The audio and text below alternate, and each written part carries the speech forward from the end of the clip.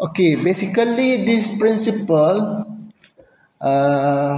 which said that lawful food must be good and not harmful to human being. And then we provide the very general evidence related to this. Ya'muruhum bil ma'ruf wa yanhahum 'anil munkar wa yuhillu lahum at-tayyibat. So as far as food is concerned, as I mentioned to you, we can classify into two product, the product which is good, the product which is harmful to human being. And in order to determine the status of the product, if you are sure that product is harmful, of course it is unlawful. I think when we discuss about alamat al-haram, or the signs or the grounds of haram, there is also what we call one of the category to know the product is haram by saying that if we are sure it is harmful, it is automatically under the category of haram. Right?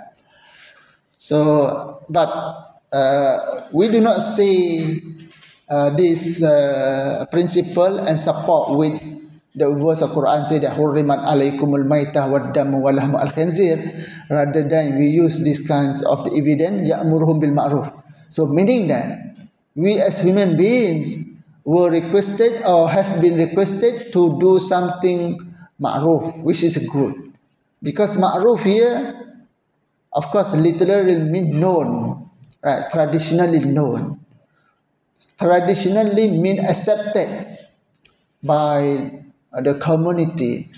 So maybe this kind related to the concept of al-uruf also, because according to Islamic traditions, if something which is uruf, we may consider what we call that thing is permissible according to Sharia, even though that's not clearly mentioned in Quran and Sunnah, but this is uruf. So because maybe in this case the word ya'muruhum bil ma'ruf, I know that we translated this verse as Allah SWT commands you to do good things, wa yanhahum 'anil munkar, and prohibit you to do what we call evil things. So meaning that there are good things, there are evil. So what I would like to say here, this verse not only apply to the food, but also apply to the characteristic of human being. If you want to behave evil behavior or good behavior, this is good behavior acceptable, evil behavior is not acceptable. We associate with good behavior with al-malaikah behavior, and then evil behavior with the characteristic or the behavior of shaitan and jinn and so on. So this is the thing, right? As the indication to know lawful or unlawful product according to Islam. And then alhamdulillah in this verse specifically, right, explain more and then related with ma'ruf as well as munkar with wa yuhillu lahum at-tayyibat. So this is very clear, right? So because at-tayyibat here in our context mean wholesome, in our context mean good, in our context here mean refer to food context mean good, wholesome, nutritious, and good for our body, right?